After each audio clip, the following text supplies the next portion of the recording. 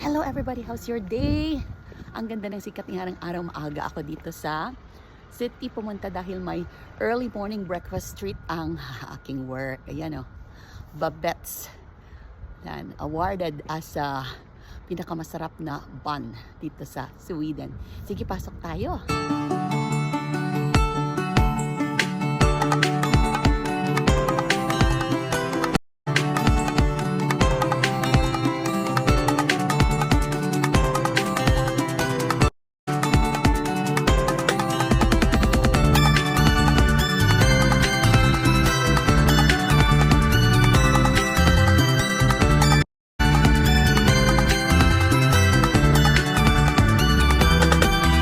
Kaka-open lang ng palengke dito sa City Square, kaya mamalengke tayo. Tingnan natin ang kanilang binibenta. O, meron silang ampalaya.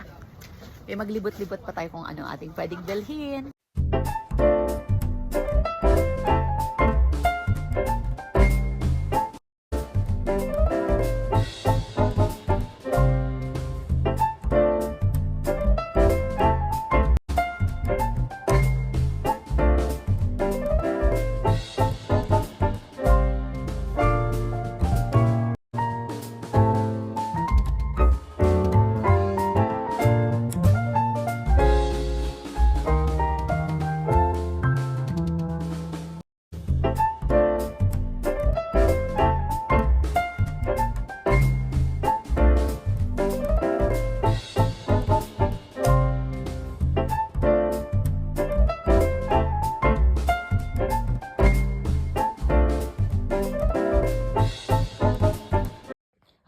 Napamili sa Square kanina, mura ang kailang raspberries. Nakuha natin 3 boxes.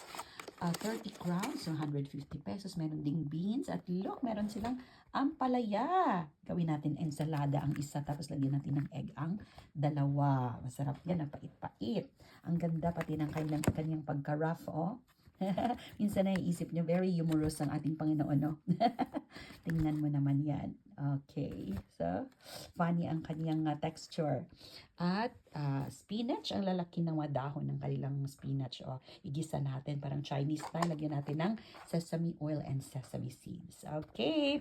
Excited na akong lutuin ito at kainin natin ang raspberries na fresh, of course.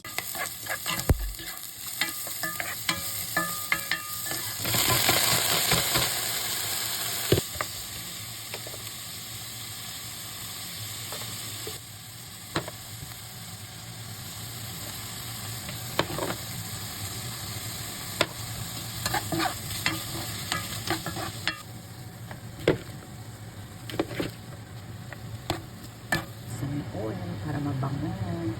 Yes, this is the final touch, ang ating sesame seeds. Diba? Na-off na natin ang stove dahil ayaw natin malata ang ating spinach. Ayan na. Ready to eat.